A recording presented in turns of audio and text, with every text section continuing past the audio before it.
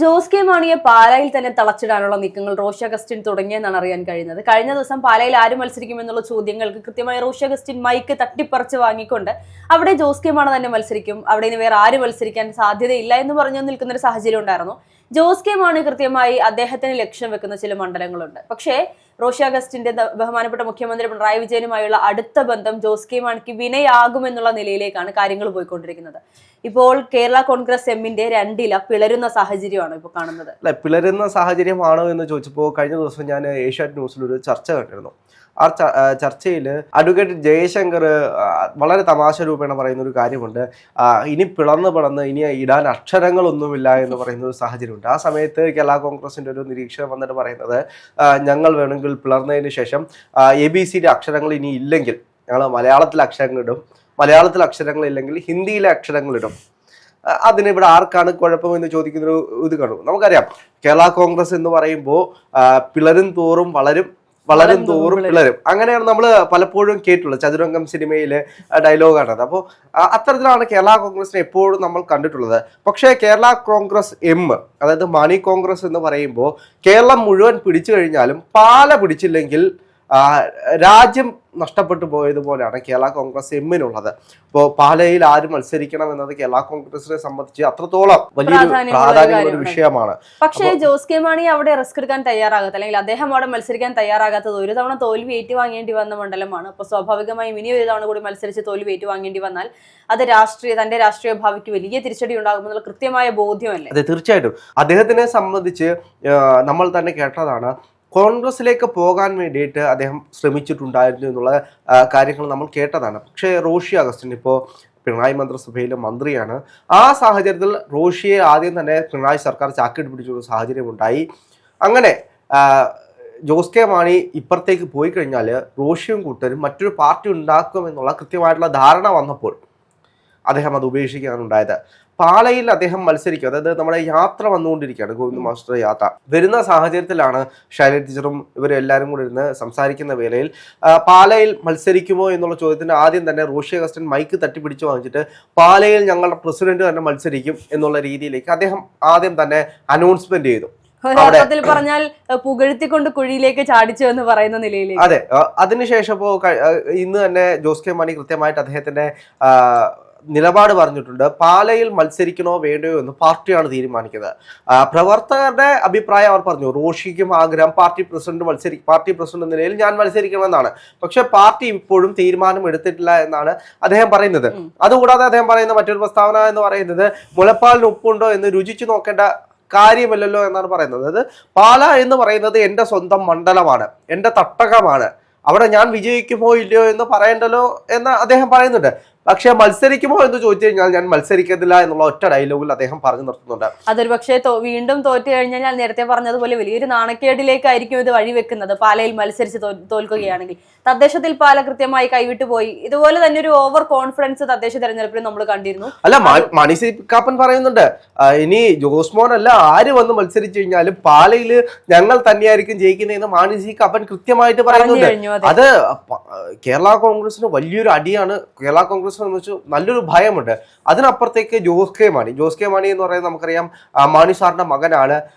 അച്ഛൻ ആനപ്പുറത്തിരുന്ന് തഴമ്പുണ്ട് എന്ന് കരുതി മകൻ അങ്ങനെ ഭരിക്കാൻ പറ്റുമോ എന്നുള്ള ചോദ്യങ്ങൾ നിലനിൽക്കെ തന്നെ അദ്ദേഹത്തിനും ആഗ്രഹങ്ങൾ ഉണ്ടാകും ഒരു മന്ത്രിസഭയിലേക്ക്. അനുകൂല സാഹചര്യമാണ് നിലവിൽ പാലയിലുള്ളതെന്നാണ് നമുക്ക് അറിയാൻ കഴിയുന്നത്. അല്ല, അവിടെ അദ്ദേഹത്തിന് അടി കിട്ടുമെന്നൊരു തോന്നൽ ജോസ് കെ മാണിക്ക് കൃത്യമായിട്ടുണ്ട്. ഇപ്പോൾ അതുകൊണ്ട് തന്നെയാണ് ഇപ്പോൾ അദ്ദേഹം ഒരു സേഫ് സോൺ ആഗ്രഹിക്കുന്നുണ്ട്. അദ്ദേഹത്തിന് മന്ത്രിസഭയിലേക്ക് ഇനി അടുത്ത മന്ത്രിസഭ പിണറായി സർക്കാർ 3.0 വരികയാണെങ്കിൽ ഒരു മന്ത്രിയായിട്ട് വരണം എന്നൊക്കെ അദ്ദേഹത്തിന് ആഗ്രഹമുണ്ട്. അത് അദ്ദേഹം പറയാതെ പറയുന്നുണ്ട് പല സാഹചര്യങ്ങളായിട്ട്. കാരണം ഇത്രയും വർഷമായി, ഇനി ഈ 5 കൊല്ലം കൂടെ അദ്ദേഹത്തിന് മന്ത്രിയാവാൻ സാധിച്ചില്ലെങ്കിൽ ചിലപ്പോൾ വീണ്ടും 5 കൊല്ലം കാത്തിരിക്കേണ്ട ഒരു സാഹചര്യമാവും. കേരളത്തിലെ മുഴുവൻ എല്ലായിടത്തും പിടിച്ച് പാല പിടിക്കാൻ കഴിയാതെ താൻ തോറ്റുപോയി കഴിഞ്ഞാൽ അദ്ദേഹം ഒറ്റപ്പെട്ടു പോകും. ഇത്തവണയും ഒരു ജനപ്രതിയാവാതെ മന്ത്രിയാകാതെ മാറി നിൽക്കേണ്ടി വരുന്ന ഒരു സാഹചര്യം. അപ്പോൾ നമുക്കറിയാം, ഇവരെല്ലാം അധികാര വികേന്ദ്രങ്ങൾ കൈകാര്യം ചെയ്യാൻ വേണ്ടിയിട്ട് തന്നെയാണ്. അതിനപ്പുറത്തേക്ക് ഒരു മന്ത്രിയൊക്കെ ആകുമ്പോൾ കിട്ടുന്ന എസ്കോർട്ടുകളും അദ്ദേഹത്തിന് ഭരിക്കാൻ കഴിയുന്ന ഒരു രീതിയും ഒക്കെ എല്ലാവരും ആഗ്രഹിക്കുന്നുണ്ട്, സ്വപ്നം കാണുന്നുണ്ട് എന്നതൊരു യാഥാർത്ഥ്യമാണ്. അപ്പോൾ റോഷിയെ സംബന്ധിച്ച് റോഷിയെ കൃത്യമായിട്ട് പിണറായി വിജയൻ പർച്ചേസ് ചെയ്തിട്ടുണ്ട്. അതിന്റെ പ്രധാനപ്പെട്ട കാരണം റോഷി ഇപ്പോൾ മന്ത്രിസഭയിൽ അംഗമാണ്. അപ്പോൾ ആ മന്ത്രി സ്ഥാനം കൂടെ രാജിവെച്ച് പോകേണ്ട ഒരു അവസ്ഥയുണ്ടാവും. അപ്പുറത്ത് ചെല്ലുമ്പം അതും കൂടെ കിട്ടിയില്ലെങ്കിൽ എന്താകുമെന്നൊരു സ്ഥിതി റോഷിക്കും മനസ്സിലുണ്ട്. തീർച്ചയായിട്ടും. അപ്പോൾ പലരും പറയുന്നുണ്ട് പിണറായി സർക്കാർ 3.0 വരുമെന്ന് പറയുന്ന ആളുകളുണ്ട്.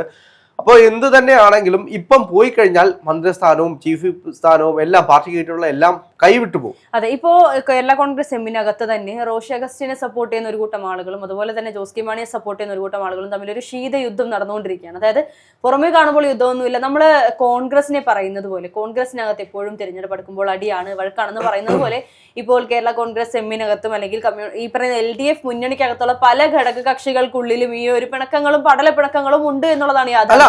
അതിന്റെ പ്രധാനപ്പെട്ട കാരണം അദ്ദേഹം, അതായത് ജോസ് കെ മാണി നിലപാട് പറഞ്ഞതിന് ശേഷവും റോഷി അഗസ്റ്റിൻ വീണ്ടും മാധ്യമങ്ങളെ കണ്ടിട്ട് വീണ്ടും തർപ്പിച്ചു പറഞ്ഞു പാലയിൽ ജോസ് കെ മാണി തന്നെ ഞങ്ങളുടെ പ്രസിഡന്റ് തന്നെ മത്സരിക്കും, അതിന് വേറെ സംശയങ്ങളൊന്നുമില്ല എന്ന് പറയുന്നത്. നിലവിൽ ചങ്ങനാശ്ശേരിയോ കടത്തുരുത്തിയോ ഇവിടെയാണ് സ്വപ്നം വെച്ചുകൊണ്ടിരിക്കുന്നത്. അദ്ദേഹം ലക്ഷ്യം വെക്കുന്ന മണ്ഡലങ്ങൾ ഈ രണ്ടുമാണ്. അവിടെയാണെങ്കിൽ വിജയിക്കാൻ സാധ്യതയുണ്ട് എന്നാണ് അദ്ദേഹത്തിന്റെ ആത്മവിശ്വാസം.